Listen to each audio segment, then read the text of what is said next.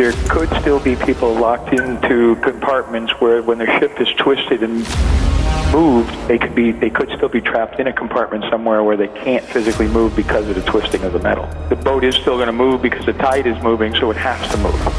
But on top of that, if you think of the fact that inside of that ship, all the electrical systems gone, as the water's moving around, the initial few hundred feet minimum going in, there's no visibility. I think there was probably one thought in most people's heads who were on board, which is simply one word: Titanic. I mean, that's the obvious kind of thought, the image that comes to mind when you look at it, especially when you get up close and just see how big it is.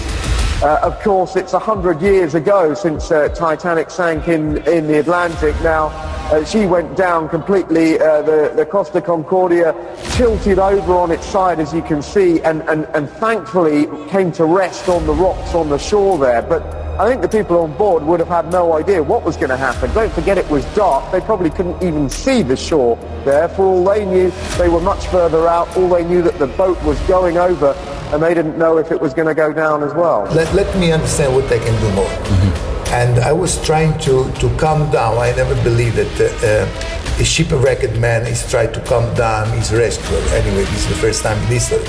But I took the lifeboat and I boarded the lifeboat and I told the guy, the crew of this rescue boat, let's go on the other side and try to understand how I can reach this ladder to do what. Former captain of the Costa Concordia cruise liner has been found guilty of manslaughter over the 2012 shipwreck that killed 32 people off the Tuscan holiday island of Giglio. Delivering the verdict, the presiding judge sentenced him to 16 years in jail for multiple manslaughter, causing the crash and abandoning his passengers.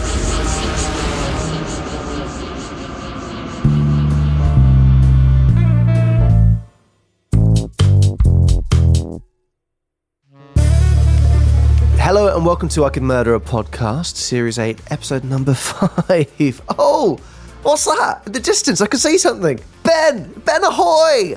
Ahoy, Ben, how are you doing? Let me on. Let me get out of these wet clothes. I'm drenched. Ben, you're on dry land. It's yellow. Someone threw a water bomb. On your trousers? All over specifically. me. Well, a yellow water bomb? Chest. No. And face. Goodness. God, smells really... Drink more water. Anyway, how you doing, Ben? Yeah, very well, thank you. Very well. It's good to be back.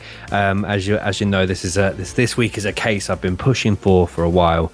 It's an interesting one. Super excited to be here. But yeah, I'll dry off while I throw over to see how our magical producer Dan, is doing. Hello there. I am actually bubbling away with anticipation for today's case because although I'm terrified by the ocean, literally terrified, I'm fascinated by it as well. Fascinated by Titanic. I was fascinated by the Titan submersible that went pop.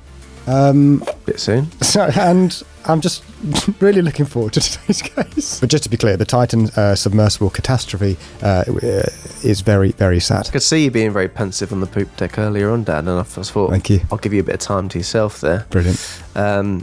But anyway, Pugwash, you've been keen to do this for a while, Ben. Not sure about Pugwash. Sorry. That's all right. But this is one where you've been pushing, so treading water, going, guys, can we do this case? So we've let you finally do it. Yeah. No pressure on it, obviously, because. Yeah. So, but I'm excited for you to have your day in the sun. Yeah, this is a case I initially tried to use to sway the audience vote in the last series. Didn't really catch as many votes as I was hoping for, so I've just decided to force it into the series this one. We've got 18 episodes, haven't we, this series? We're bound to be, I was bound to find a spot somewhere.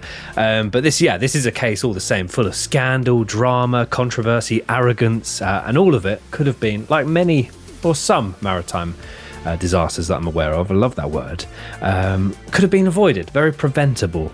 And here's a quick question for you, Ben, just to put you on your feet, make sure you're alive and you're well. Yeah. Is this a crime?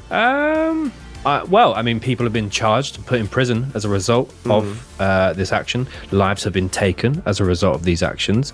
And the corners that were cut, as we'll go into, absolutely a crime, a maritime crime. Maritime. Jamiroquai. Yes, we're going to get into it. It's a very interesting case, very interesting time. I didn't know a great deal about it before we did the research for this case. I knew, obviously, Ben was yagging on about it for quite a while, but I look into it and it is an interesting one. Interesting to teach producer Dan all about it. I'm sure a lot of our listeners won't know much about it either. Maybe there'll be some. Who knows, we might have a whole gaggle of maritime experts. And if we do, I'm sure they're going to come for us with any pronunciations on misquotes. I thought you were doing a pun. A hull gang of maritime experts. Because ship's hull. No, I didn't. Just hull. Yeah. It's fine. We'll work on it. Sure. Yeah. But no, that really. Sure. Yeah. Got you. Seashore. Yeah. Got you. Sea. Tide. But yeah, no, I think as Dan said, the recent news of obviously the Titan submersible, that's kind of captivated my attention when really should have been researching for the podcast. Didn't work, yeah. Yeah, exactly, yeah. But it's fascinating. I find the ocean both fascinating and terrifying. That's what I said. Yeah, well, but I find it sort of in equal measure. I feel like you sort of sway more to the fascination than the terrifying. I'd probably sway more to the terrifying. I find the sea boring and really friendly. Just to be different. But yeah, I mean, this is a bit different to our norm, much like last week, the case of Mayhem the band, which was, that was another out of nowhere sort of case. But there are loads of maritime disasters out there and incidents at sea that could be quite interesting to me. I'm already getting bored of maritime as a word. No, I would like it guys. First. Yeah, Titanic, if you want us to cover Titanic. I think I know what happens with that, though. Yeah, but there's loads to it. Everyone knows what most of the stuff we've covered happened. How? Yeah, anyway. I could do Titanic now if you want. Go on. Boat, iceberg, down. Pretty good. Thank you. In that order as well. Didn't even research that. So this week's case goes by many a name. The Costa Concordia disaster, the sinking of the Costa Concordia, case of Francesco Schettino, the Captain Coward, tragedy in the Mediterranean, which sounds like a BBC detective series. Does, yeah. The People versus Costa Cruises. So many a name there, but I like the Captain Coward. Case of Captain Coward. But yeah, this has been called the most infamous ship disaster next to the Titanic, and it did change the cruise industry forever. So yeah, it's a pretty harrowing case. I mean, there are a lot of characters in this particular episode that there is some elements of comedy to it in terms of the nature of how it all came to be, but it's still an absolute, so many innocent lives were lost and it all could have been very much prevented. It is a bit like a soap opera, isn't it, in itself? Like, the main characters in it, the kind of love triangle in it, all the bits and pieces that happen within it. It's a lot going on.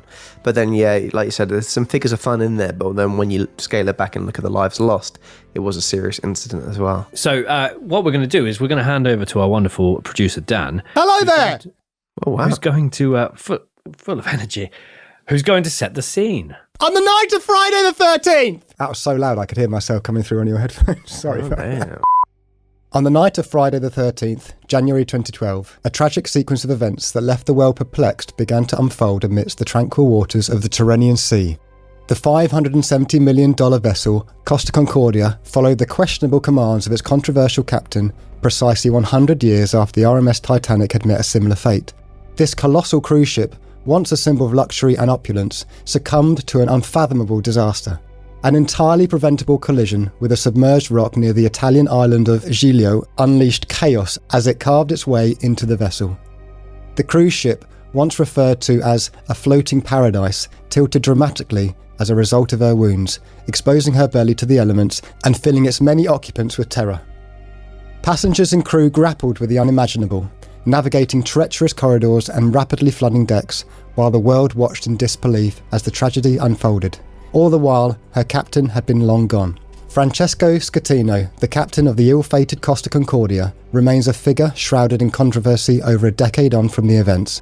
His actions on that fateful night have sparked intense debate and condemnation. Many argue that Schettino's alleged recklessness and deviation from standard procedures contributed to the ship's collision and subsequent sinking. Critics point to his ill-advised decision to manoeuvre the vessel far too close to Giglio Island, endangering both passengers and crew. Furthermore, his actions after the accident, including abandoning ship prematurely, further fueled public outrage. The trial that followed became a battleground for conflicting narratives, with supporters claiming Schettino was a scapegoat and detractors labelling him as Captain Coward, the embodiment of negligence, arrogance and cowardice. So yeah, quite a case we're going to get through today. What we're going to do is go on to discuss the construction and vital statistics of the Costa Concordia. Stats. For fans of stats out there, we're gonna go through a bunch for you before moving on to a background of the captain at the center of today's case, and then diving into a detailed timeline of events and the aftermath of the disaster.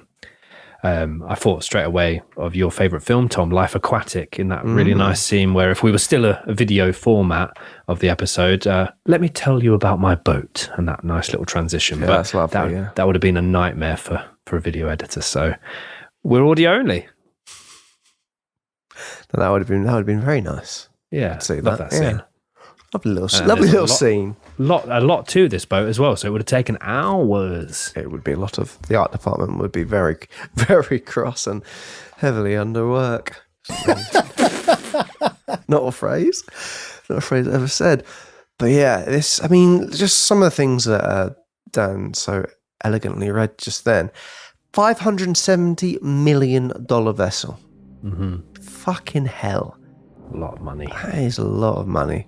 And even just the kind of things where, we're going to go into it, but 100 years after the Titanic, ooh, spooky. Friday the 13th, spooky. Lots of little spooky quinky dinks, Dan. I know Dan likes a little quinky dink. I love a quinky dink. Wake up with a hard quinky dink in the morning, don't you, Dan? Think?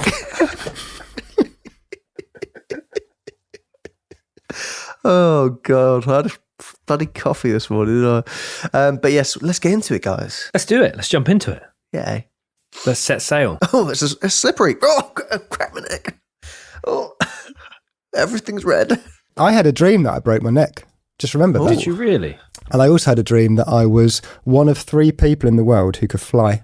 Who were the other two? Us two. I don't remember. Maybe. I always can fly. I can always fly in my dreams. Yeah, you can control it, can't you? Imagine Martin Luther King said that. I had a dream when I broke my neck. I was like, oh, all right, Martin. See you later. How did you break your neck in the dream? I'll think about it more. I just remembered the sensation of breaking it and then looking almost like an X-ray vision at my neck, and it was just like in 2 pieces. Ooh, nearly headless Dan. Yeah. With a hard quinky dink. Harry Potter. Harry Potter. I've just started watching it, so I got that reference. That's nice. I'm on the 3rd film. What done, Longbottom. Anyway, the Costa Concordia... Neville. I can be him now, but not then. And I feel like the tone in your voice suggested it was then. I don't even know what you mean. It's fine. Oh, Dursley. The Costa Concordia cruise ship was ordered in 2004 by the Carnival Corporation, which has long been considered the largest cruise operator in the world, alongside 2 other leading operators, the Royal Caribbean and Norwegian. What was that face all about? I just it's long been considered. Yeah. It's never crossed my mind, but I guess it's bang on, yeah. Some people have long considered it, though. Yeah. Fans of... And Norwegian. It was ordered from and later built by the Italian shipbuilding company Fincantieri, which is the largest shipbuilding company in Europe and the 4th largest in the world. So what I did, the reason why I've started here is I did a little look into kind of, I didn't know you ordered your ships to be built in that. I just thought they were just built and then sold. But they're built to order, and I had a look. You're not going to make a boat this big and go, someone's going to want it. I imagine like a large sort of dealership just perched along a nice little ocean. And that's you need a big bit of bit of sea. Yeah. You know those ports when you see the boats in there? People own those boats. They're not there it's not a shop. All right, mate. So anyway, I did do a little look into cruise ship ordering because I found that interesting, which took me to cruiseindustrynews.com. And you can literally look at the cruise ship order book. And the order book itself basically shows you detailed lists of all confirmed cruise ship new build orders globally. I think it's a 5-year kind of forecast of ships all being built, and it says who the cruise line operator will be, the cost of build, the year of anticipated launch, the yard that it's being built in, the capacity, all sorts. And I immediately clocked that there's one being completed in a couple of months by Swan Hellenic, and the vessel is called Diana. It's got to be excited there. But anyway, yeah, you did. From this site alone, you can see just how huge Carnival Corporation and Fincantieri are, because they are all over this order book. So they're continually having these large vessels built. Are they trying to build one as big as or bigger than?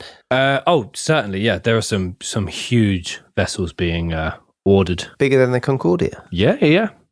Some big boys, yeah. I've never fancied a cruise. It's never been something that sort of appealed to me. The Costa Concordia was built in the Fincantieri Sestri Ponetti yards in Genoa, Italy, yard number 6122.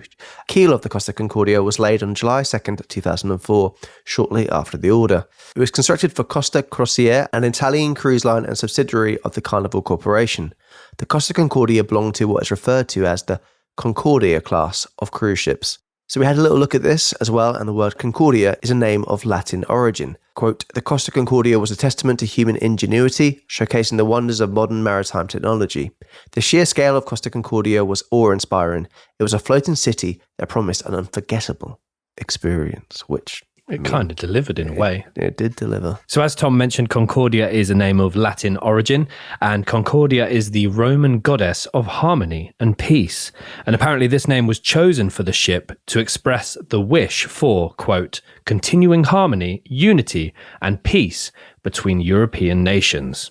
The Concordia class of cruise ships also included the Costa Serena, the Costa Pacifica, and the Costa Favolosa, the Concordia being the first of its class. The Concordia had a gross tonnage of approximately 114,500 tons and had a length of 952 feet.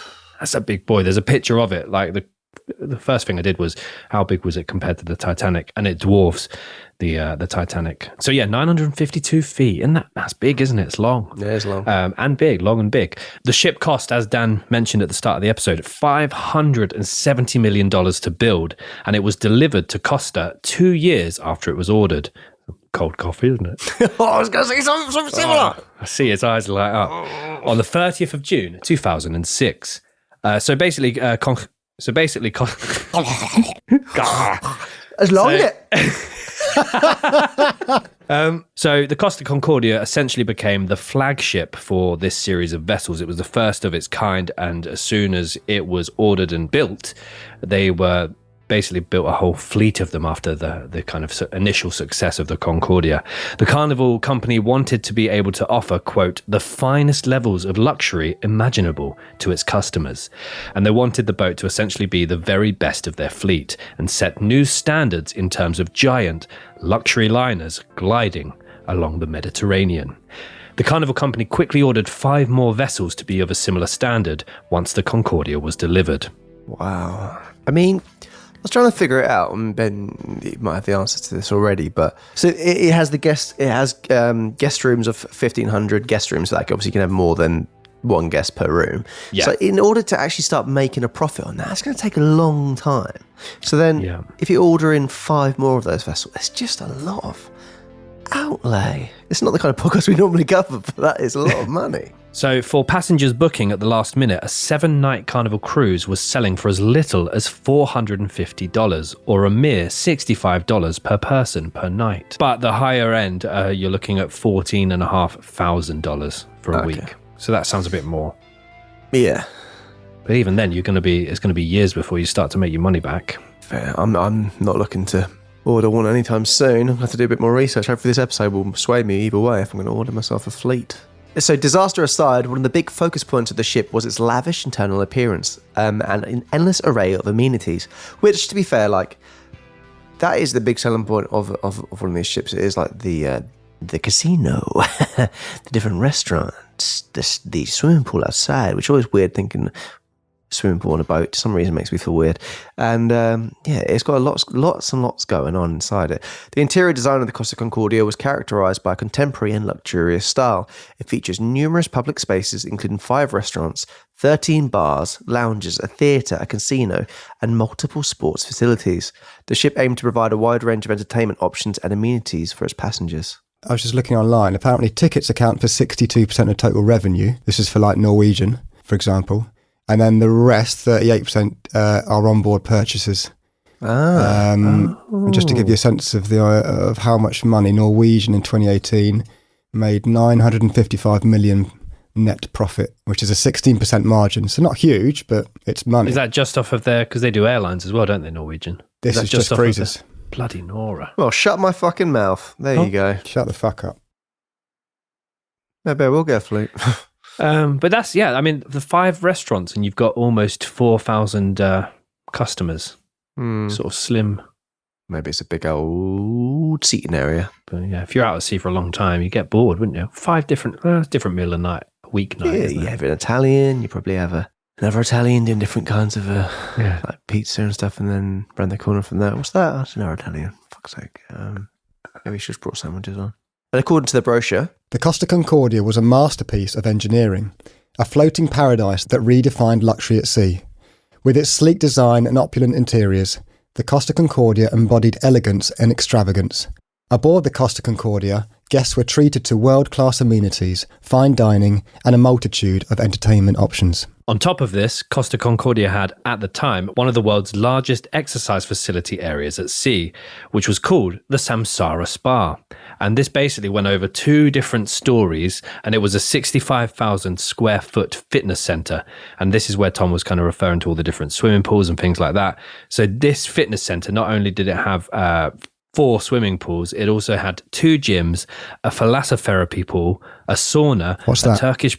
yeah, what is the philosopher for? Good question, boys. Thalassotherapy. We're all learning, aren't we? Yeah. Thalassotherapy, from the Greek word thalassa, meaning sea, is the use of seawater as a form of therapy. Oh, saltwater therapy. Quite an easy option to offer on a cruise ship, isn't it? And abundance. Long way to lean over and scoop it up.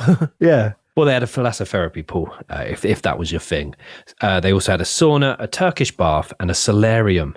The ship also, as we mentioned, had 4 swimming pools, 2 of which had retractable roofs. One of them had, you see sometimes on those giant cruise ships, you see like the sort of slip and slide, curly slides, water park on water type thing. Yeah, there's a curly slide. Yeah, so it had one of those at the back for the kids. It had 5 jacuzzis, 5 spas, and on one of the big swimming pools, it also had a movie theatre, like a movie theatre by the pool. Floating the lazy river kind of ring, looking. Yeah. Ooh, I am gosh, warming to the idea of a cruise now. Yeah. Well, you could just put if we get a little rubber ring, put it in your hot tub. Yeah. Put my projector outside. You can just float in there. That's actually not a bad idea. I know, right? Should we fuck this off? See you there.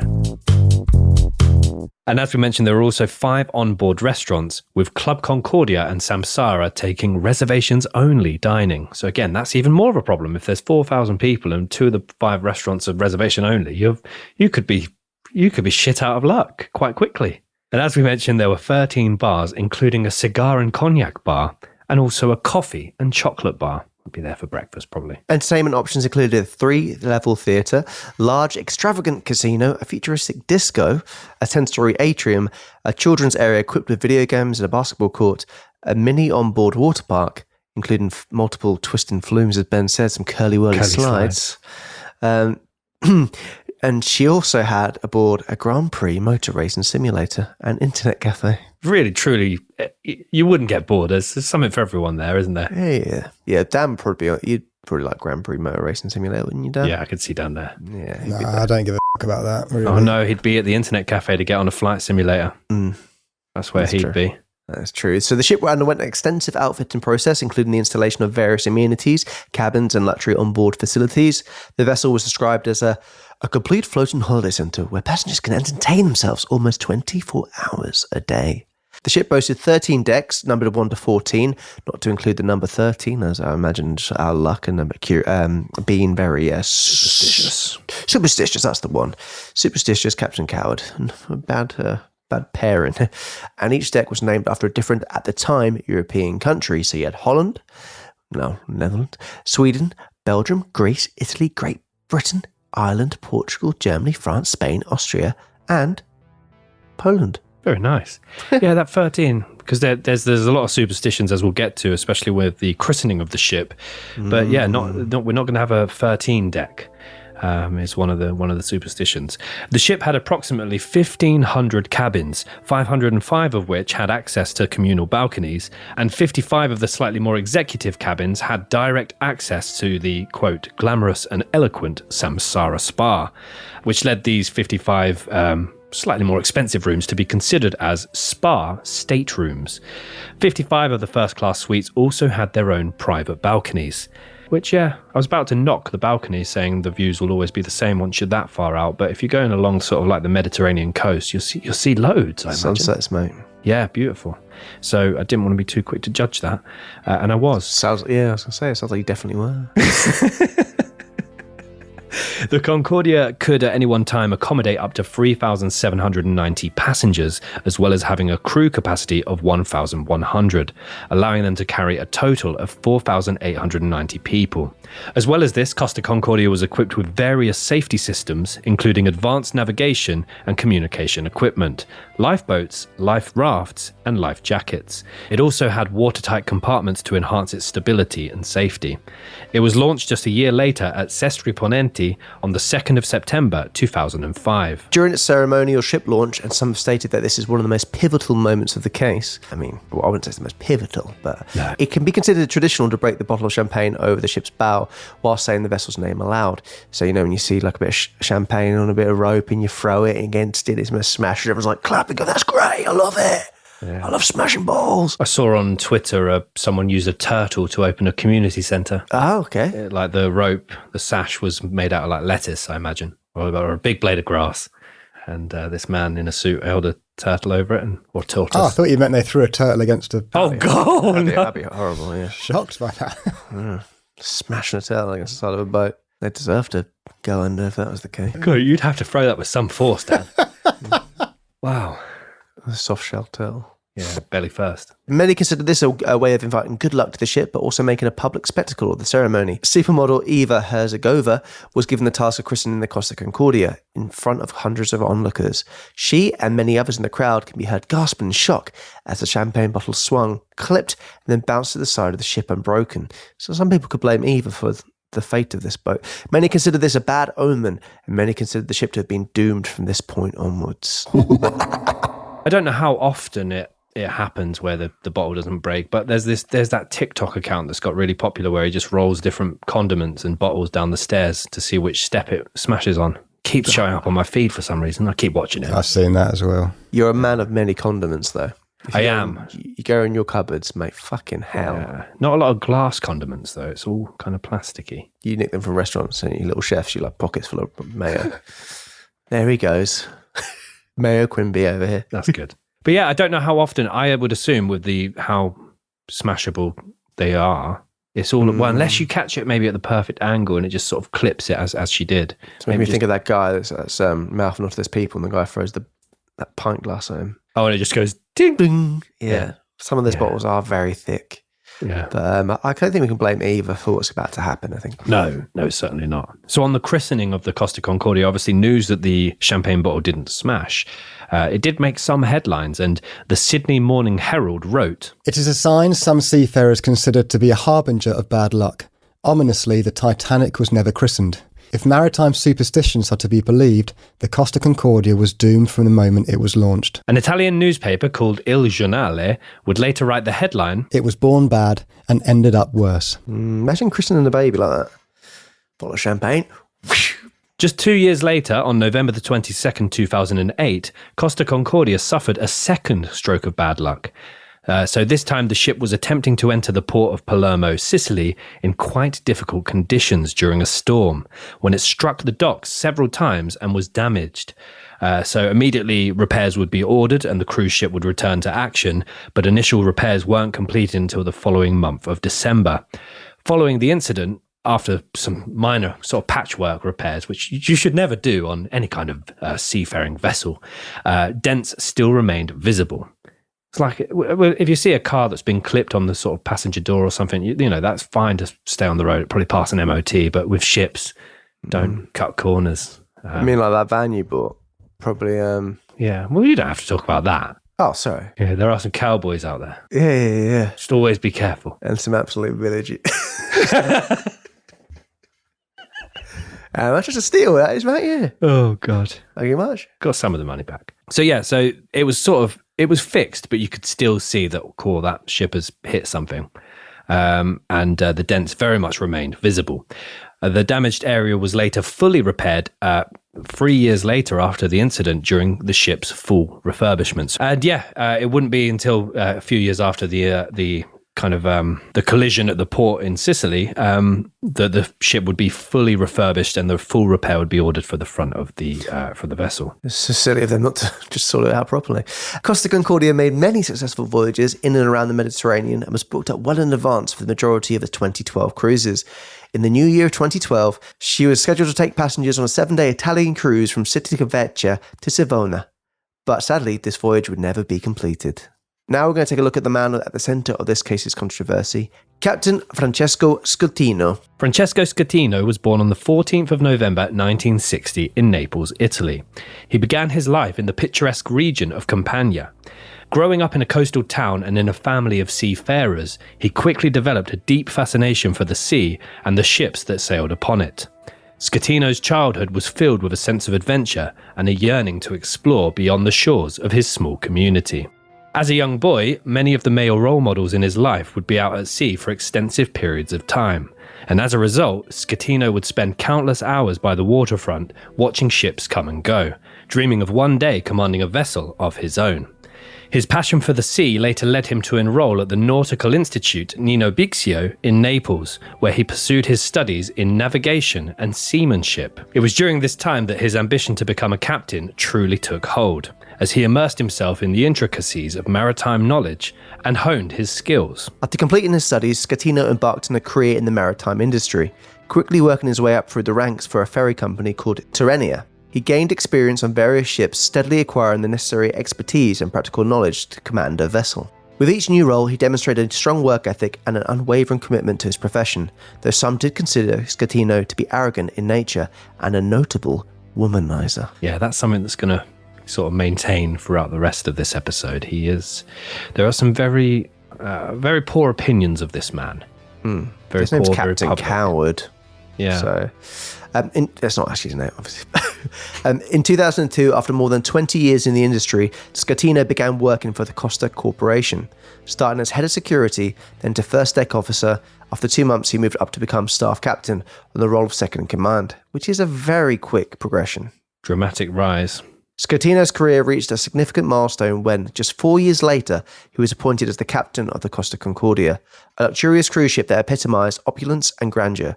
This was a moment of great pride for Schettino, who saw it as a culmination of his lifelong dream. However, this prestigious position would soon become the centre of a storm that would define his life and legacy. But yeah, that's a very drastic rise. I assumed with sort of a captain's role, you'd have to wait until someone either retired or died. Did they? Well, I don't know. That was just my terrible assumption. They could have done. But I mean, he's gone from head of security to captain of a large vessel in like 6 years. I don't know how Captain Birdseye got there. Yeah. He is a womanizer as well. So many have asked how a man that was once head of security rose to the rank of captain in just a few years. I mean, we literally just did. Yeah, I mean, I was immediately questioning that. Yeah. So as well as the port collision with the Concordia in Palermo, Sicily, he was also responsible for a collision in 2010 when he was captaining another ship, and this time he came into port far too fast and ended up grounding slightly or running aground slightly at the port in Vernon, Germany. Despite these two significant collisions, no further action was taken and Schettino remained captain of the Concordia. This was a decision that would come back to haunt them on Friday the 13th, 100 years after the Titanic met its ill-advised demise. And it is here that we move to the timeline of the Costa Concordia disaster.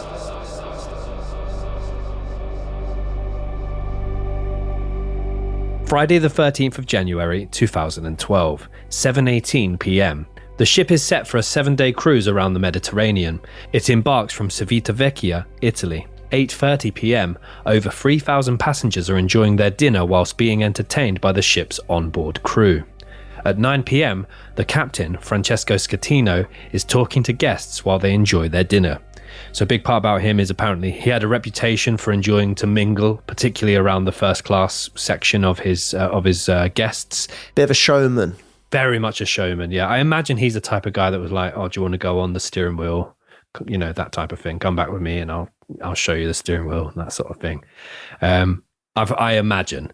But yeah, he was mingling. He was down in the sort of one of the 5 restaurants and sort of talking to his guests and just enjoying the night, really. 9:40 p.m, Schettino has finished mingling with his guests and makes his way back to the bridge for a dinner with his mistress. Yeah, so a bridge, also known as a pilot house or a wheelhouse, is a room or a platform of a ship from which the ship can be commanded.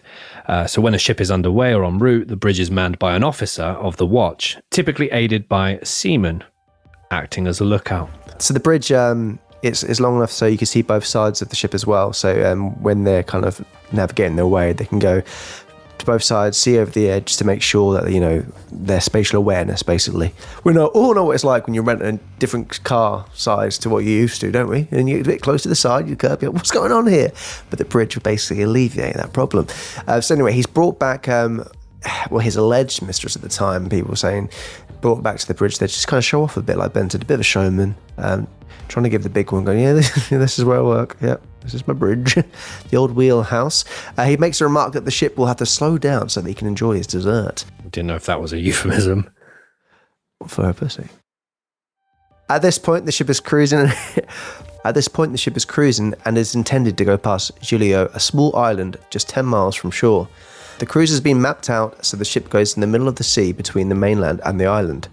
It is also worth noting that although it is mere speculation, many close to Schettino at the time stated they could see traces of cocaine below his nose and around his lips. Maybe it's just cream from his trifle he had for pudding. Maybe. However, Schettino decides that he wants to deviate from the official route, which is a very rogue thing to do. As a result, he performs a manoeuvre known as a sail-by. This means taking the ship from its original route and heading closer to the island, a feat that is apparently appreciated by passengers and islanders all the same. It is also sometimes believed to be a nod to the other seafarers in the ports. So yeah, I thought that was, in my interpretation, that's kind of like how you see sort of bus drivers wave to each other and flash each other and that. Truckers. I've never seen a bus driver flash another bus. Yeah, they do. Yeah, they always do. But whilst he's driving? Put the old arm out the window, hello sorry, mate. okay. Pull their trousers down, wiggle their ass. I guess some people could say it's similar. Yeah, that was kind of sort of a nod. But you wouldn't, it's like, it'd be more like a bus driver going in the wrong lane in order to do that. Oh, this one, yeah, Schettino driving a bus, yeah, terrible. If you're comparing the two. Yeah. It is unknown the exact reasons as to why Schettino decided to make this detour. Most people believe that it's one of two reasons: to either impress his mistress, Dominica Simorton, who was on the bridge at the time, or to allow one of his crew members, who was from the island, to see his home. Many believe, due to the fact that he wanted to take the ship closer than ever to the shore, that he was very much showing off. I don't think from what I gather from Schettino, he's not doing it just to be nice to a fellow colleague. Definitely not. And the thing is, the ship had gone on this route many times before. There is footage of it doing a sail by this particular island at the same time. It's very loud, but it wasn't something too out of the ordinary. But for some reason, which we'll go on to talk about, he either got far too close without realizing, or he wanted to be a kind of maverick, like, oh, look at how close I can get to this island. But also, no one's going to know that's a cool thing, or he's gone closer than before. It's such a unnecessary brag. I'm sure, like, only the seafarers on the vessel would notice how close they got and be like, oof. But even then, they wouldn't be like, well, that's impressive. There's, oh God, this Schettino knows what he's doing. Yeah, I'm not sure about that. Schettino allegedly noticed the rocky area that the island was known for and asked for a change in direction from Jacob Russell Bin, who was steering the ship at the time. Yet there was a miscommunication due to language barriers and the helmsman, who didn't speak English or Italian particularly well, and he directed the ship in the opposite direction.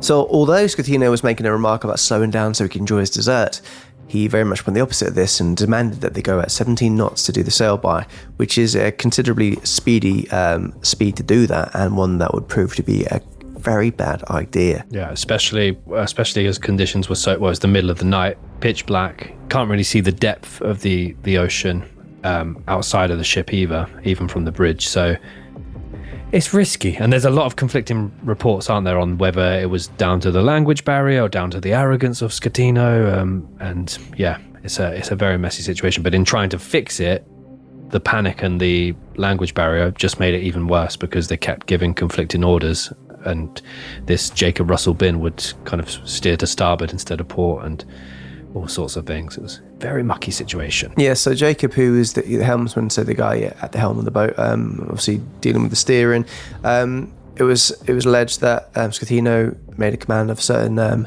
angle to have the boat going at, and he misheard it and went 5 the wrong way. And then doing that, any little minor details in the situation would prove to be very costly, even though if it was in the middle of the ocean, obviously it wouldn't be a big deal. He could correct himself, but it seems to be very dodgy, which we're going to go into in terms of how Jacob was even the helmsman of this boat, especially if he's unable to understand the captain's commands. So as we mentioned with Jacob getting the wrong end of the stick in terms of which way to turn the boat, it was only 13 seconds it was going the wrong way, but this miscommunication would lead to a grave outcome.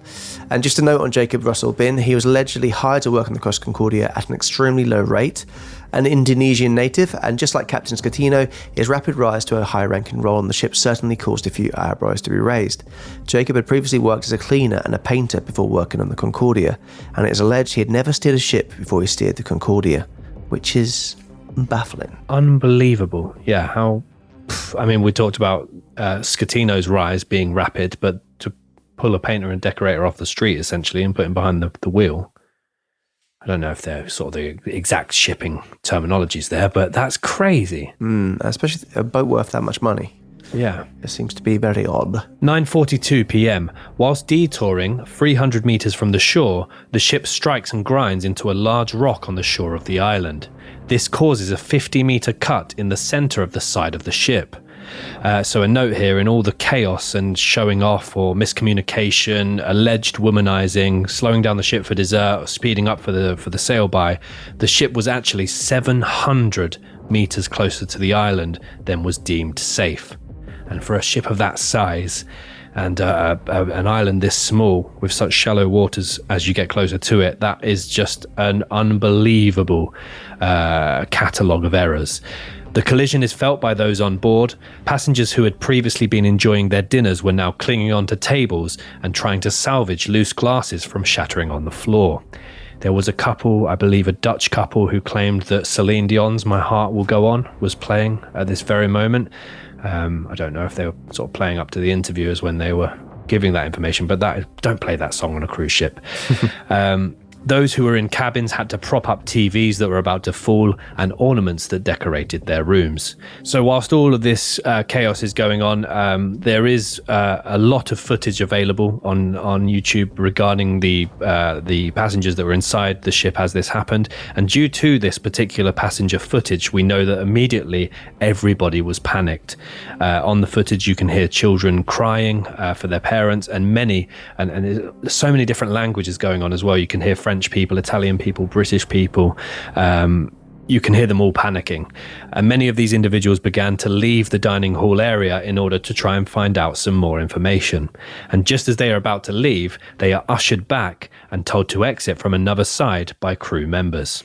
9:50 p.m, roughly 10 minutes after the collision, the ship darkens. A blackout causes only more panic to be spread amongst those on board. An announcement is made that says, "On behalf of the captain, we want to inform you that due to an electrical fault that is currently under control, we are currently in a blackout. Our technicians are working to resolve the situation, and we will inform you of developments as they occur. Thank you for your attention." 9:57 p.m. Captain Schettino decides to make the ship owners aware of the situation 17 minutes after the collision. The ship continues to go forward, yet with 3 parts of the lower deck becoming submerged in water. Panic is rising. Modern-day cruise liners have been developed to stay afloat if 2 of the 7 parts of the watertight lower deck have been compromised. However, with 3 of the 7 being compromised, the fate of the ship has been set. The engine room has also been affected, meaning the steering of the ship has also been compromised. So this wasn't helped by one of the watertight doors. It wouldn't seal properly, so it was left ajar, essentially letting water rush through. I think as well, the part that the part where the collision happened with the rock, it was very central to the side of the ship, so that took out a lot of the engine area, a lot of the mechanical elements of the ship that were vital to it staying afloat as well. So whereas if you make the comparison to the Titanic and it's kind of at the front offside, this was very, very central, which is a really bad part of the ship to be hit. So at this point, yeah, it's sinking very, very quickly. The Achilles heel, yeah, essentially, of the ship. The Achilles hull. The Coast Guard, to this point, has still not been informed of the situation by Captain Schettino. 10 p.m. Those in control of the ship decide to turn it around and head back towards Giglio. Therefore, the distance between the ship and land would decrease, meaning that in the worst case scenario, passengers would not have to travel far before they reach the safety of land. So essentially they're thinking, if we can get the ship into more shallow waters, also closer to the island, there's less distance between us to get them to dry land. The passengers have still not been made aware of the extent of the situation they are facing. Using their initiative, they decide to collect life jackets and make their way to either their rooms or the deck to try and find out more information. The passengers call the Coast Guard, and this is the first time that the Coast Guard, Gregorio De Falco, is notified of the situation. So that again is not a good look for Schettino. Obviously not notifying the Coast Guard of any kind of incident. It's taken 17 minutes for him to inform the ship's owners that there's kind of a situation ongoing, but he's not taken the time to inform the Coast Guard whatsoever, and it's come from a passenger. Fortunately for the captain, crew and all that survived, a large and continuous gust of wind pushes the Concordia closer to the island of Giglio, where it is able to rest on a shelf of the ocean floor. So there are a lot of graphics of this as well. Essentially it was perched before a very, very deep, vast body of water, and if it had not been for that gust of wind and the unusually strong currents, the ship could have sunk completely. So they were very much saved, not by the quick thinking of this experienced captain, but they were saved by nature. 10:10 p.m. Passengers make their way to deck 4. It is here that they are told, We have a message from our captain. We kindly ask you to return to your cabin, or if you prefer, you can stay in the lounges. Once we've finished addressing the problem that we have, the electrical problem with the generator, everything will be fine. This is why we have these emergency lights. Everything is under control. So this is the first update that the passengers are getting, and it's almost half an hour after the impact. I get like when people do it, like for example in the Paris attacks, when they kind of kept the match going, not to cause panic. But this is a completely different situation. I know like you don't want to cause panic in any situation, it's not going to be helpful. But when it's, literally in a sinking boat, it seems to be like incredibly stupid. At 10:14 p.m, the Coast Guard Gregorio De Falco calls the Costa Concordia. The Coast Guard is told that there is an electrical problem. The captain denies that there was anything other than a collision. When the Coast Guard tells him, We had a relative of a crew member call the police who said that during dinner everything fell on his head. Schettino simply replies, No, negative. We have had a blackout and we are verifying conditions on board. We will keep you informed. It just feels like he's the biggest blagger ever, and he's thinking, I can still pull this off. And that's the thing, I think because it's such a huge cruise ship and they are in relatively from what they may feel as well, if they're looking out and they can see that they're relatively close to the island, they might not think the water is as deep as it actually is and that there's any likelihood the vessel could go under. So maybe that's why the crew are not aware as bad of a situation as it is, or as much danger as they potentially are in. But either way, it's been handled very, very poorly. 10:24 p.m, the Coast Guard calls the Concordia again.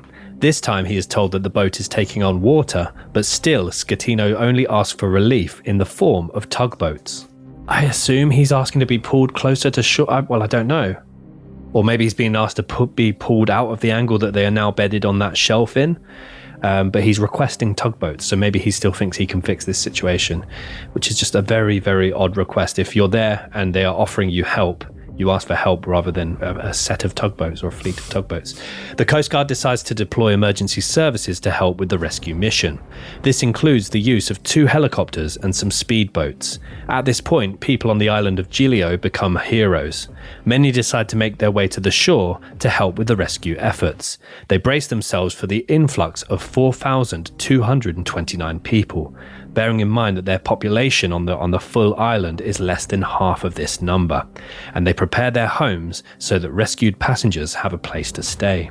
So yeah, the quick thinking of the locals here, it is a very small island, and again, I would assume if I was on the ship and not aware of the full extent of the circumstances, I'd probably think, well, I'm close to a small island, I'm close to land, I don't think it could be that deep down there. But when you see the graphic of the shelf that the Concordia ended up resting on, if it hadn't been for that wind, it was sort of twice as deep as the ship. So yeah, scary set of situations. Yeah. And this to all happen in the middle of the night as well. And it's there's like a party atmosphere inside the ship, loads of color, loads of lights and sounds going on. You can imagine the when people really start to panic and realize what's going on, all these different people speaking different languages, and I think the emergency tannoy as well was giving an English update, Italian update, French update, Spanish update. So it was a very serious situation. At 10:39 p.m, the first emergency services arrive at the ship. 10:42 p.m, the ship is now at a 20-degree angle. A general emergency tannoy is heard on board. This consists of 7 short beeps and 1 long one. Once this has been heard, the dancers that had previously been entertaining the guests on board were now expected to carry out a roll call. Passengers are in floods of terror at this point. Many head to the lifeboat deck, which is on deck 4.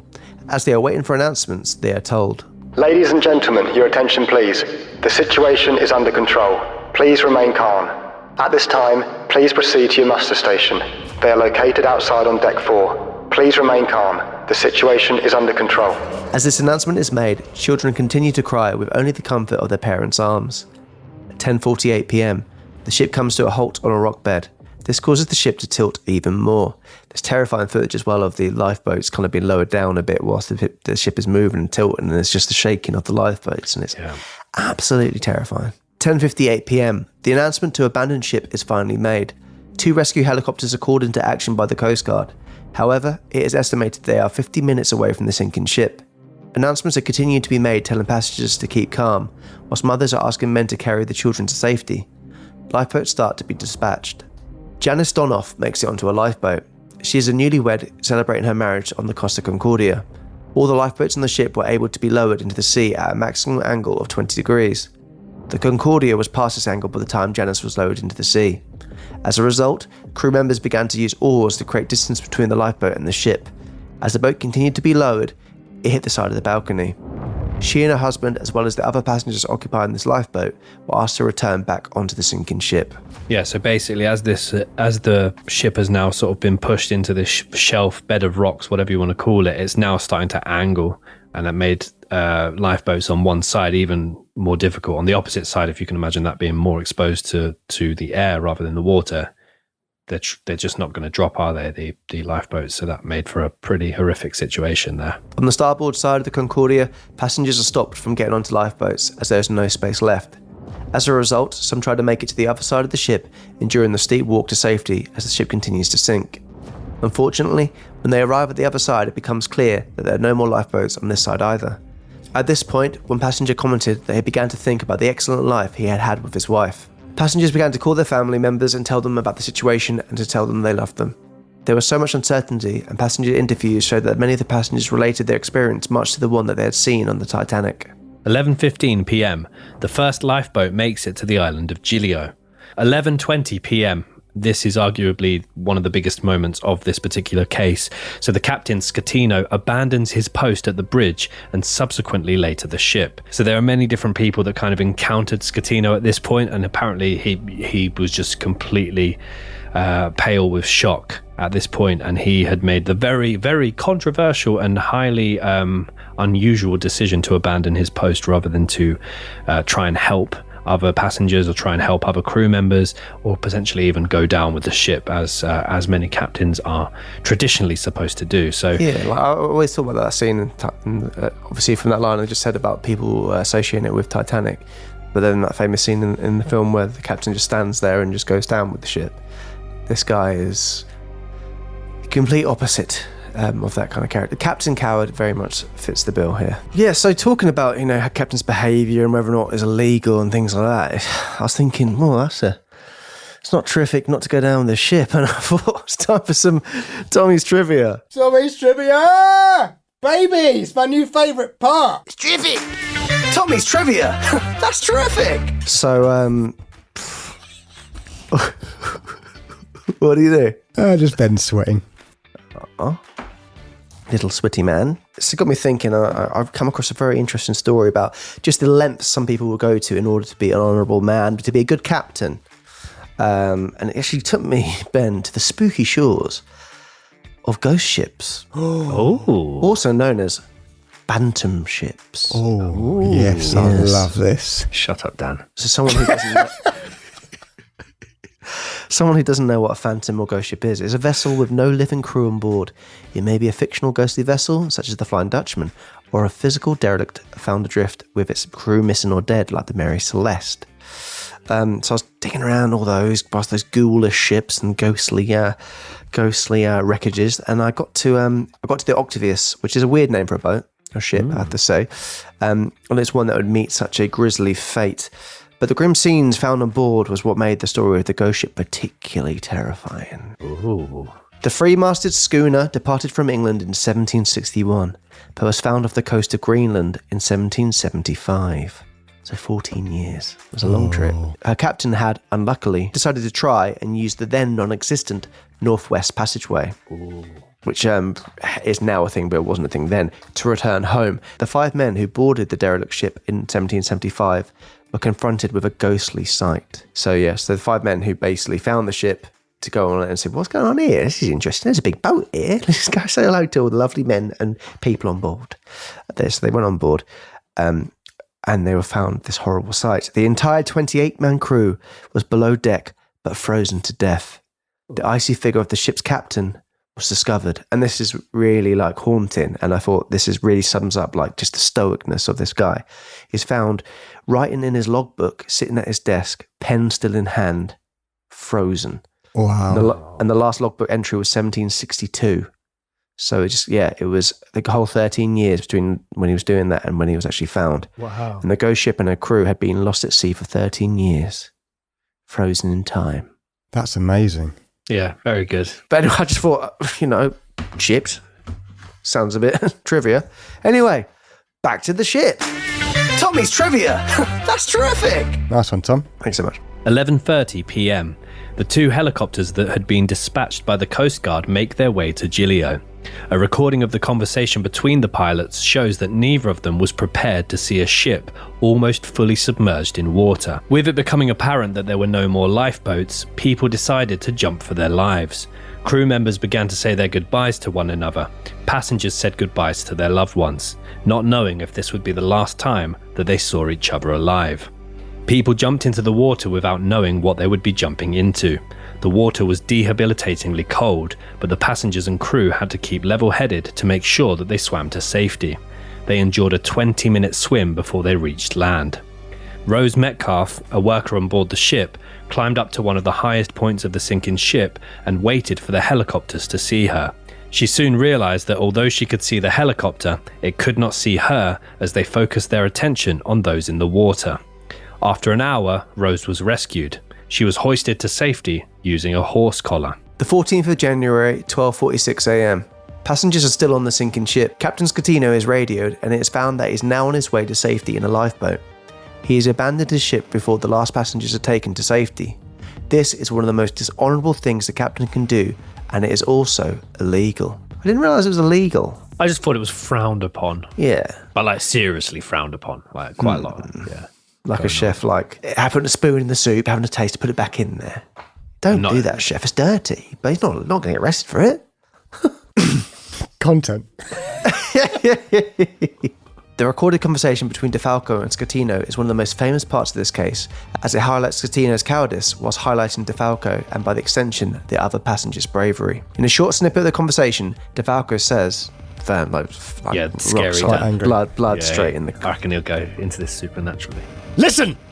Imagine you got a lasagna and it's not quite right, Dan, and this is the waiter. Listen, Schettino. There are people trapped on board. Now you go with your lifeboat under the bow of the starboard side. There is a rope ladder. You climb that ladder and you go on board. You go on board and then you tell me how many people there are. Is that clear? I'm recording this conversation, Captain Really undermined himself at the end there. Captain Skitty. I've lost all my confidence now. I'm recording this conversation, Captain Schettino. Schettino replies back, Commander, let me tell you one thing. He is then intercepted by DeFalco, who tells him, Speak up, speak up. Put your hand in front of the speaker and speak more loudly. Is that clear? Schettino murmurs something inaudible before stating, In this moment, the boat is listing. DeFalco remarks, I understand that. Listen, there are people coming down the rope ladder of the bow. You go up that rope ladder, get on that ship, and tell me how many people are still on board. Is that clear? You need to tell me if there are children, women, or people in need of assistance, and tell me the exact number of each of these categories. Is that clear? Listen, Schettino. You might have saved yourself from the sea, but I take a very dim view of this. I'm going to make you pay for this. Go on board, for fuck's sake. I love how he's restrained from swearing the whole time, and at the end it's like, for fuck's sake, Schettino. In the later part of the conversation, Schettino mentions to DeFalco that it is hell here. There are already corpses, he said while putting his hands in the pockets looking for change. DeFalco tells Schettino repeatedly to get on board despite his comments that it is dark. It is not thought that Schettino even attempted to get back into the sinking ship. When he arrived on land, he took a minicab to a hotel. He is then interviewed by a local news company, where he tells them, "We were the last ones to abandon ship," whilst hundreds of passengers are still uncertain about safety. So Coast Guard Gregorio DeFalco, he became very much a famous figure from this case, and kind of a national hero for the way that he commanded this cowarding captain to get back onto the ship. So there was lots of kind of discrepancies about the actual phrase he used, which is vada a bordo caso. Caso, some people took as meaning damn it, but it actually refers to a man's private parts. So vada a bordo caso would mean get on board dick or get on board prick. Either way, he was very clear in what he wanted Schettino to do. So now we're going to do a transcript what actually happened between DeFalco and Schettino. It's going back a little bit in time in the evening, but this is where they kind of really come to loggerheads in terms of what's going on. Yeah, and you'll hear how firm DeFalco has been and how he's kind of smelling a rat with Schettino, and it's really interesting to see how this all played out. This is DeFalco speaking from Livorno. Am I speaking with the commander? Yes, good evening, Commander DeFalco. Please tell me your name. I'm Commander Schettino, Commander. Schettino? Listen, Schettino. There are people trapped on board. Now you go with your boat under the prow of the starboard side. There is a pilot ladder. You will climb that ladder and go on board. You go on board, and then you will tell me how many people there are. Is that clear? I'm recording this conversation, Commander Schettino. Commander, let me tell you one thing. Speak up! Put your hand in front of the microphone and speak more loudly. Is that clear?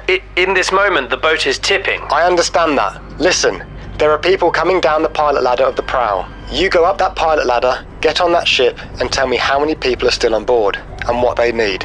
Is that clear? You need to tell me if there are children, women, or people in need of assistance.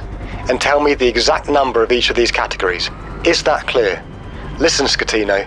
Perhaps you have saved yourself from the sea, but I'm going to make you look very bad. I'm going to make you pay for this. Go on board, dick. Commander, please. No, please. You will get up and go on board. They're telling me that on board there are still... I'm here with the rescue boats. I am here. I am not going anywhere. I am here. What are you doing, Commander? I am here to coordinate the rescue. What are you coordinating there? Get on board. Coordinate the rescue from aboard the ship. Are you refusing? No, I'm not refusing. Are you refusing to go aboard, Commander? Can you tell me the reason why you're not going? I am not going because the other lifeboat is stopped. You go aboard. It is an order. Don't make any more excuses. You declared abandon ship. Now I am in charge. You go on board. Is that clear? Do you hear me? Go, and call me when you are aboard. My air rescue crew is there. Where are your rescuers? My air rescue is on the prow. Go. There are already bodies, Schettino. How many bodies are there? I don't know. I have heard of one. You are the one who has to tell me how many there are. Christ! But do you realize it is dark here, and we can't see anything? And so what? You want to go home, Schettino? It is dark, and you want to go home? Get on that prow of the boat using the pilot ladder and tell me what can be done, how many people there are, and what their needs are. Now! I am with my second in command. So both of you go up then. You and your second go on board now. Is that clear? Commander, I want to go on board, but it is simply that the other boat here, there are other rescuers. It has stopped and is waiting. It has been an hour that you've been telling me the same thing. Now, go on board. Go on board, and then tell me immediately how many people there are there. Go, immediately.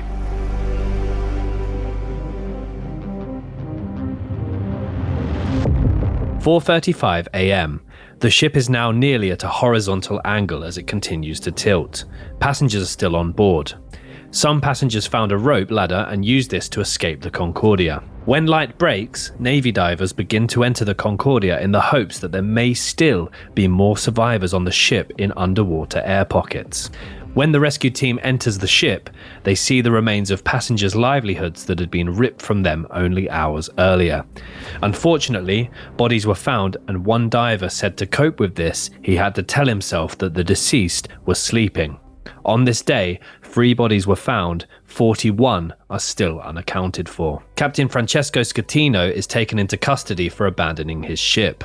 He claims that he somehow fell into a lifeboat. which is a fairly outrageous claim. I fell into a lifeboat and it took me to dry land. Yeah, you could just get up and then maybe announce it and then get back off it. Yeah. I fell on it and I was just so shocked. I couldn't say a word, and then suddenly I was like, minicat back to the hotel. His legal team quickly blames the Costa Cruise team for telling him to redirect his ship to see the island of Giglio.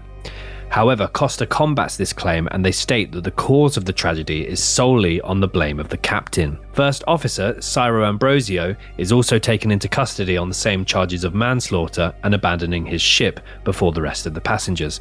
They also found the individual that we mentioned at the helm at the time of the collision, Jacob Russell Bin, so the Indonesian native who was at the helm at the time of the collision. They found him hiding in a nearby farmhouse on the island. Oh, which was interesting. Cowering in the cowshed. I think I don't know what the translation is for that, but I'm sure I heard something like that.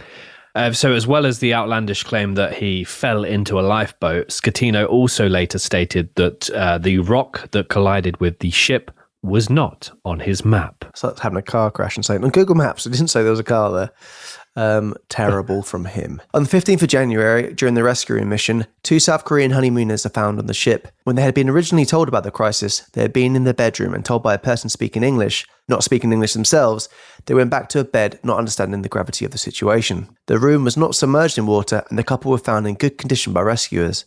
They had been eating cookies and drinking water to survive the 31 hours they were trapped in the wreckage. Maurizio Giampatroni, the ship's safety officer, is found. He has been trapped inside the wreckage, unable to escape, but rescuers finally managed to save him after multiple hours.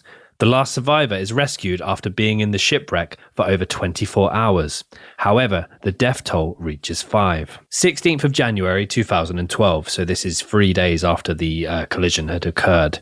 The iconic conversation that took place between Captain Coward, as he was dubbed by many, and Coast Guard DeFalco is released, and it goes down, it becomes global news at this point. Many start to become increasingly worried about the environmental impact that the ship's wreckage will have. Corrado Clini, the Italian environment minister, makes his fears known as he dubs the incident an environmental disaster. It is estimated by Carnival, the company that owns Costa Cruises, that this incident will cost £62 million to repair.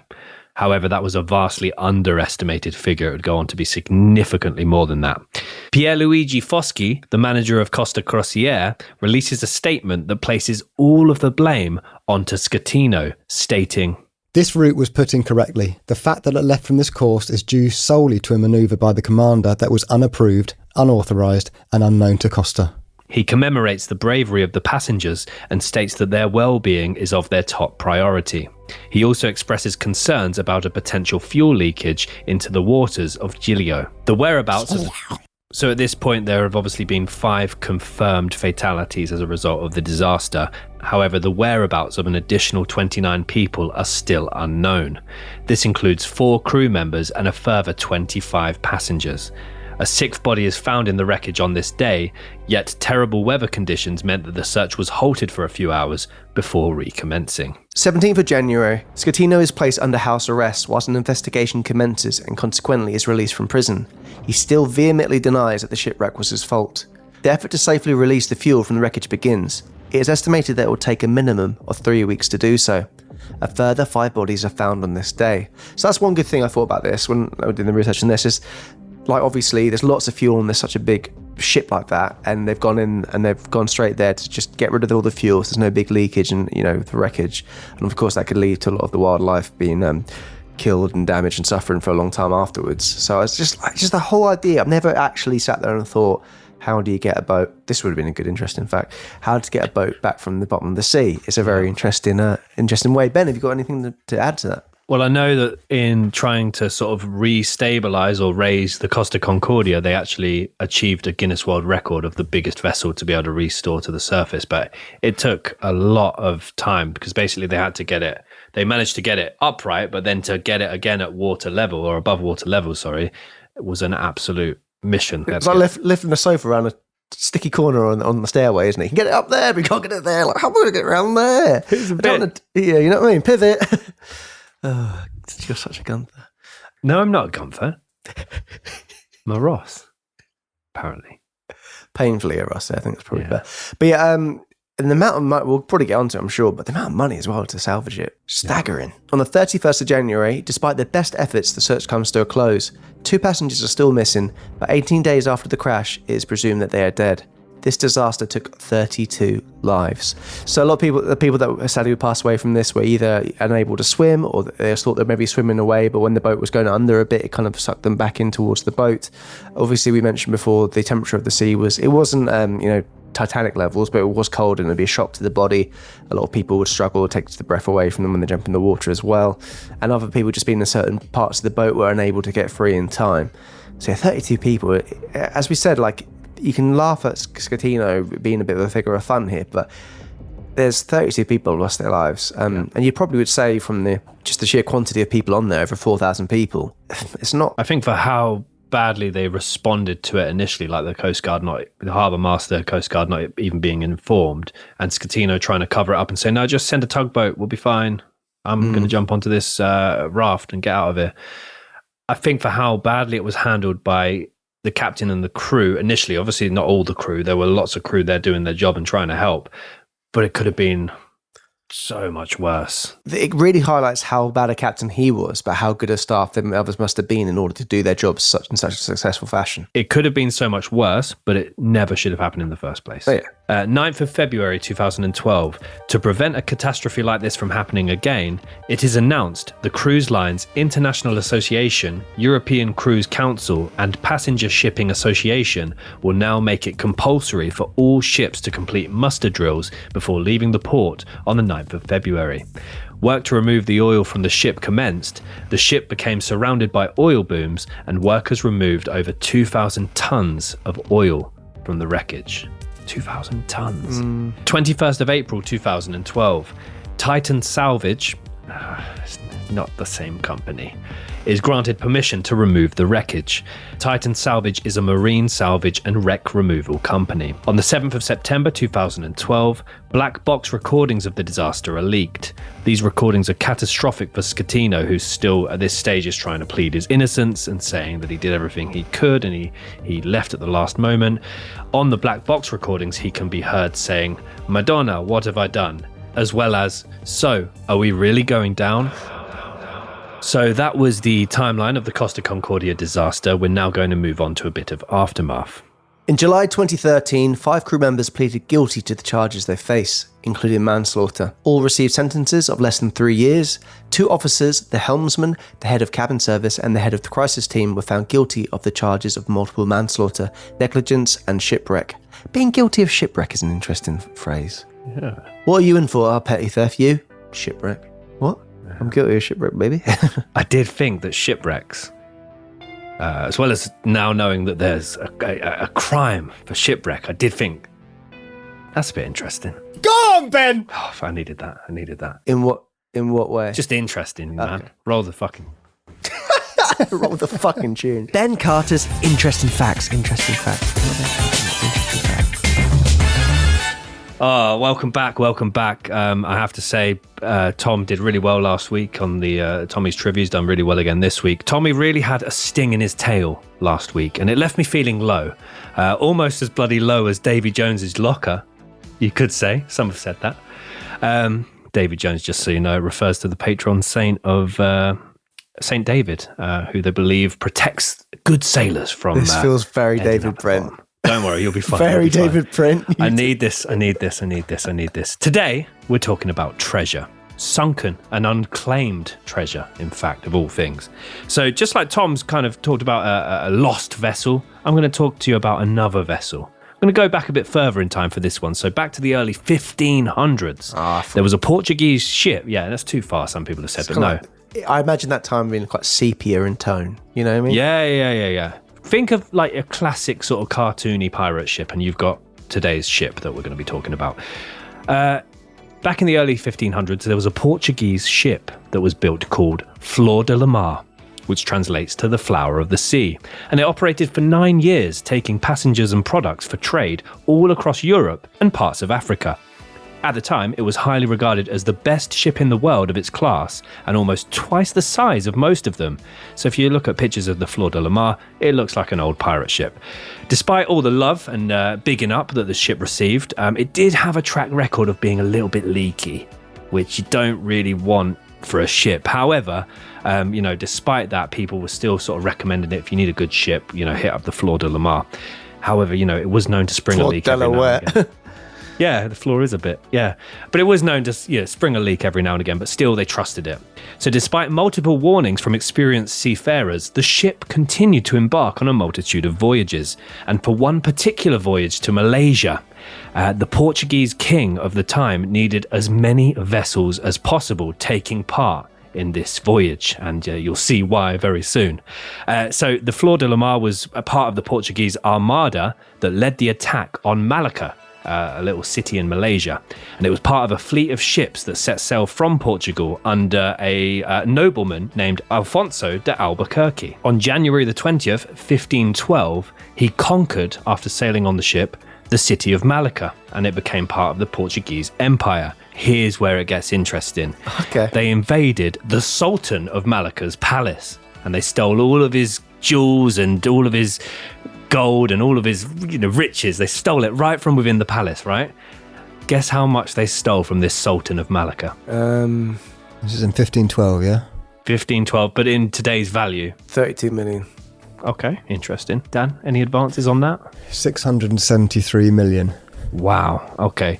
Even if we added up both your predictions, it wouldn't make half. Oh. They stole $2.6 billion from this Sultan. However, all right, Sultan of Bling. That's good. it's pretty good, yeah. Thank you. Pretty good, but this is my bit. Just trying to make it interesting. I'm trying to help you out. Cheers, mate. However, when returning back to Portugal, the bloody leaky ship started leaking. Oh, no. And they encountered treacherous weather and subsequently became lost off the coast of Sumatra, somewhere on the bed of the Indian Ocean. Around 400 men lost their lives, but nobleman Alfonso de Albuquerque and a few others made it out alive on improvised rafts. The treasure, however, has never been found. Ooh. So there is $2.6 billion worth of treasure hidden somewhere in the bed of the Indian Ocean. And it's out there, guys. I reckon the Sultan made a claim and he's like, I'm going to put a little bit extra on top of what I lost. How much was it? It's $2 billion. What? That doesn't exist. Just $2 billion. $2 billion. Yeah. Closer to $3 billion. Yeah, actually, you know what? But yeah, okay. Oh, wow. So the Fleur de la Mar still lies undiscovered somewhere on the Indian Ocean floor. Attempts to locate and salvage the shipwreck have been a very big cause of controversy. There are a lot of people out there trying to do it on their own. Portugal, Indonesia, and Malaysia all claim to have the rights to salvage it. And it remains the most popular shipwreck in the world, never found. There is a little bit of a law around it. A discoverer that finds a shipwreck, pursuant to the law of finds, is entitled to the full value of the goods that are recovered, which I didn't know. How much gold is currently estimated to be in the ocean? Around 20 million tons of gold has been lost at sea. How much treasure is down there? It's estimated that altogether in the world's oceans there are over $60 billion worth of treasure, still obtained from the ocean, and the largest monetary treasure haul ever found was from a wreck named the Black Swan, which was 500 million.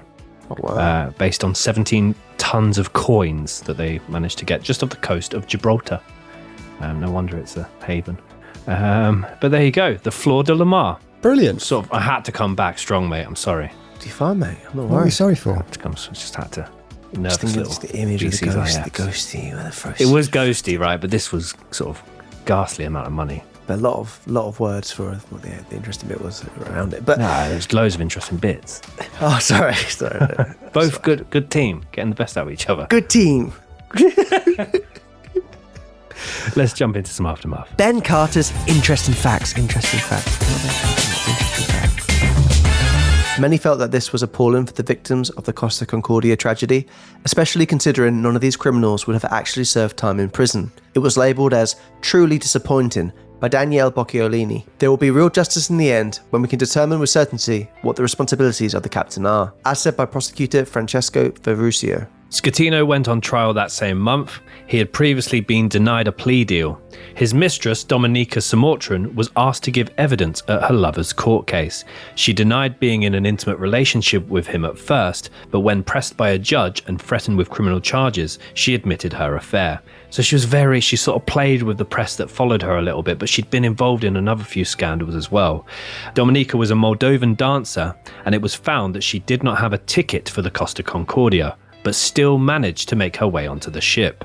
She said, "When you are the lover of someone, they don't ask for your ticket." She said this was a joke, but it was still noted in court. So she was very much adamantly kind of skirting around the details of things, not wanting to be proven and not wanting to be involved in this really. And then whilst the rescue divers went into the room of Schettino, they actually found her items and her belongings within his room. So she was kind of backed into a corner here where she couldn't really defend herself anymore. And the tabloids loved kind of playing on the love story, the love triangle, the love rat, Schettino, and putting her together. They're both kind of very played out into, like I said at the beginning, a bit of a soap opera with this, but she had nowhere to go when they found all her items within his room. It is also found at his trial that he had conducted a sail-by on the 6th of January, but had been left unsatisfied with the view and therefore intended to get closer a week later on the 13th of January. Antonello Tiavoli said, "But I had meant going 2 to 4 miles from the coast of the island, believing that he may have given the captain the initial idea." In 2015, Captain Schettino was found guilty of the charges against him after a 19-month trial. Although he did appeal his conviction, he was sentenced to 16 years in prison. His sentencing included 10 years for multiple manslaughter, 5 years for causing the shipwreck, and 1 year for abandoning the passengers. This disaster leads to a lot of changes on board cruisers. Changes to safety protocol were made, and this included the people allowed to access the bridge and issues surrounding life jackets. Additionally to this, it became compulsory for muster drills to be completed before the ship leaves the port. As well as this, passengers' data is now recorded digitally and is available across the board. In total, the disaster took the lives of 32 people. In November of 2014, the most recent body to be recovered from the wreckage was found. The body belonged to Indian waiter Russell Rebello. He was found by those dismantling the wreckage almost 3 years after the incident. His body was found in a cabin on Bridge 8. His body was described as being in an advanced state of decomposition. His family were contacted immediately and an autopsy was conducted to prove his identity. His older brother Kevin was given the opportunity to bring back home his brother, as he wrote on his Facebook page. On the 1st of February 2014, a Spanish diver working on the Costa Concordia wreck died after cutting his leg on a sheet of metal. He was brought to the surface alive by a fellow diver, but later died due to the amount of blood loss. This was the only death to occur during the Costa Concordia salvage operation. In April of 2013, the mission began to refloat the Concordia. Crews searched the ship for all non-metal items and took away parts of the ship's fittings, so the plan was to eventually recycle as much of it as they could. But bearing in mind, this is a year and a couple of months after the incident itself, so there had at this point been loads of other people infiltrating the ship to loot it, and souvenir hunters as well. So there were loads of items stolen from the wreck that included the ship's bell, cash registers, jewelry, furniture, artwork, and various other assorted items. So there was also obviously ongoing with all of this, which we haven't really got into as much yet, is that there was an ongoing court case between Costa Cruises and the victims and the other passengers that were demanding compensation, rightfully so, from the events that they had to go through. And they basically came up with a limit of 11,000 euros per person to pay for all their damages, including the value of their ticket. And only a third of the survivors took that offer. The rest continued to fight for a higher payment. But in total, the cost of the disaster, including the compensation, refloating, towing, and scrapping, is estimated at the moment to have been at $2 billion. Just so much money. In September of 2013, the ship was rolled upright using a method known as parbuckling. Parbuckling is the act of using pulling cables and the weight of water contained in caissons and using these to roll it upright. Bad weather made this part of the mission delayed many times. Then in July of 2014, the ship was transported to Genoa, Italy, to be dismantled into scrap metal. So basically, when refloating or when trying to, they'd got the remains of the ship upright now, but they had to pump all of the water that was inside the ship out of it. So again, they used caissons, the watertight tanks that are usually filled with pressurized air in order to pump the water out of the vessel. So the interesting thing is, for more than 2 years, the kind of skeleton of the ship was left by the island. So there are so many fascinating images of this case. It's very upsetting, of course, but you could see it from space as well. One satellite image picked up the wreck of the ship as well on its side by the island. So Chris Peterson, the vice president of the Titan Salvage, the company that actually salvaged the boat, would go on to say, "The recent successful parbuckling was special for so many reasons and to so many involved. Residents of Giglio and Italy, our talented team, and the passengers who were impacted. And while we celebrate this, it is also important for those of us who represent an industry that responds to disasters to remember those who have lost their lives as a result of incidents such as this one, and that we honour and respect their families." Yeah, you don't think about all the extra people that this would have impacted as well. The rescue divers, the salvage operators, all of the different people involved in Titan Salvage, all of the families, all of the residents of the island that would have had to, no doubt, see all of this unfold and they managed to save so many people as well. It is like Tom's mentioned, it's a case where there are elements that you can kind of, there are kind of caricatures in terms of the characters in this case, but there's also such a devastating impact on so many different families. Lots of the things you found online about it kind of, it's quite light, isn't it? And it kind of doesn't really play on the fact that so many lives were lost. But it's a very interesting one. It's just one that seems like it's just one stupid, like so easily avoidable. I'm quite surprised by the amount of people that were going to be arrested as well, really.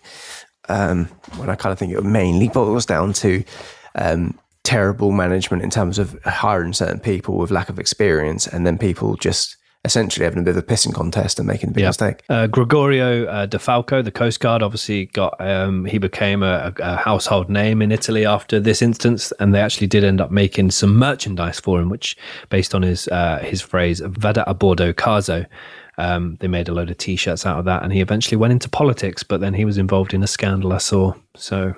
yeah, people thought he would go on to go further his career in the Navy. Then his kind of person that was in charge of that part of things would basically kind of put him back into more of an admin role, which people thought maybe they didn't like the fact that he was getting all the limelight.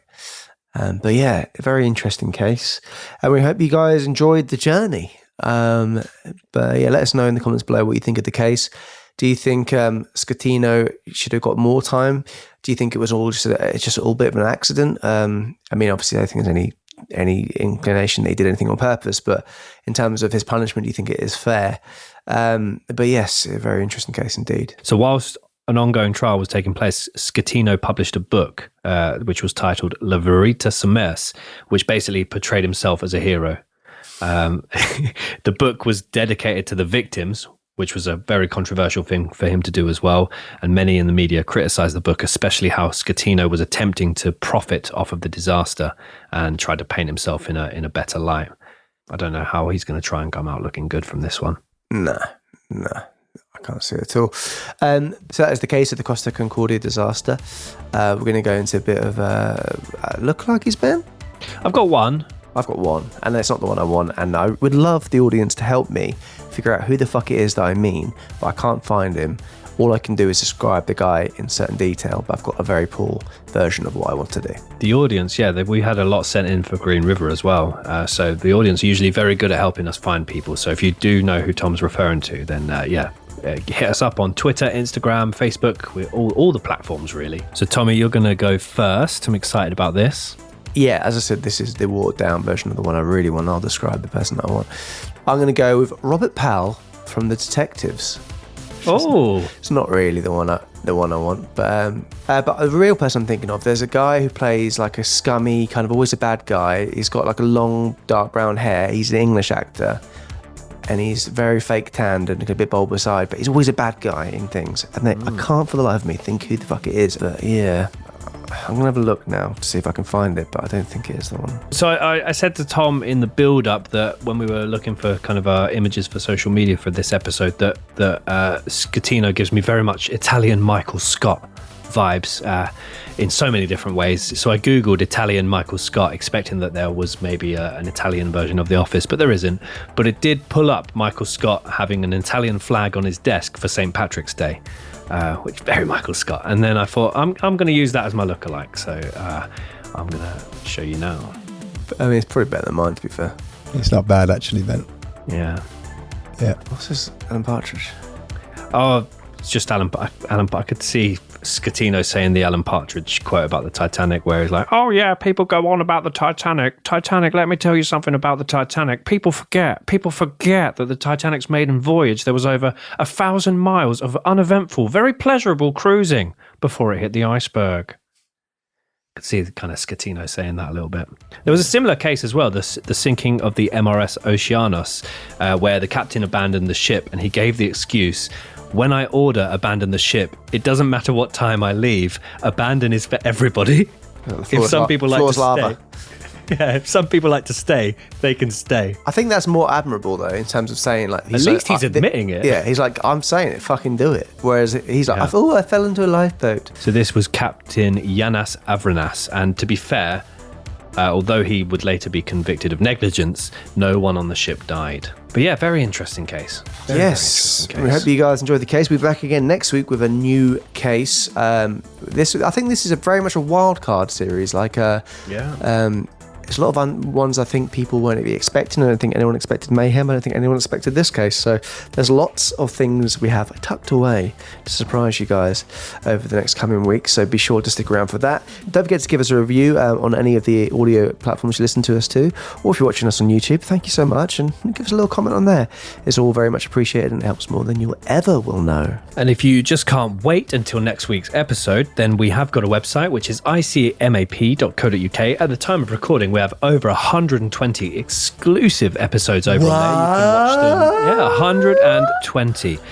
You can watch them in video format or listen to them in audio format. And we do case requests, live streams. We've got a private Discord. We've got a whole host of things over there. And you also get early access to our main channel episodes ad-free as well. So hot diggity dog. icmap.co.uk. Lovely Before stuff. we sign off, boys, do you want a couple of messages from our cult members? Yes, please. Sure. Perhaps an application as well. Oh, yes, please. Well, the first message is from the wonderful Gray. We know Gray from the cult. Go on, Greg. Go on, great. Just has a little message saying, "Hi guys, my beautiful rock and roll daughter Anastasia has told me she's listening to you guys. Can you give her a shout out for being the coolest, smartest, funniest 16-year-old gal a pops could wish for and choosing awesome gifts?" And he sent a picture of him wearing a Cocaine Bear t-shirt. Lovely stuff. Oh, big shout out to Anastasia. Yeah, shout out Anastasia. I am mistaken. Please could you also shout out his son Bruce as well? Anastasia and Bruce. Big shout out to the pair of you. The Greys. The Grey. Oh, the Joneses, sorry. Yeah, big shout out to them, and congratulations for being able to handle having a father like Gray. An absolute wild card maverick.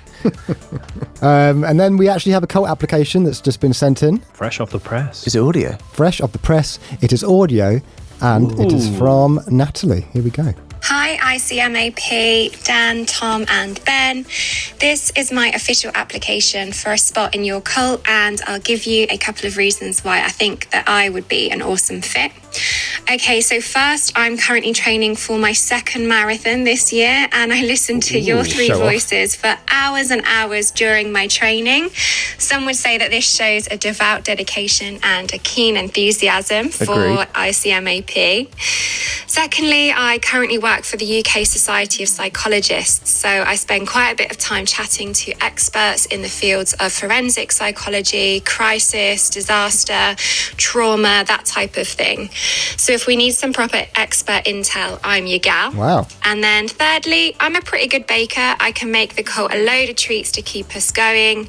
And last but not least, I think your cult needs a mascot or a couple of mascots. Ooh. And ICMAP, Mia and Bonnie are raring to go. They're both working Cocker Spaniels, so they can put in a shift for the cult as well. Thanks so much. Amazing. Lovely. Working the Cocker list is Spaniels. endless. Yeah. Wow. Well, it's a yes, of course. I mean, having dogs, it does help with the application, doesn't it? Working Cocker Spaniels does help with the application.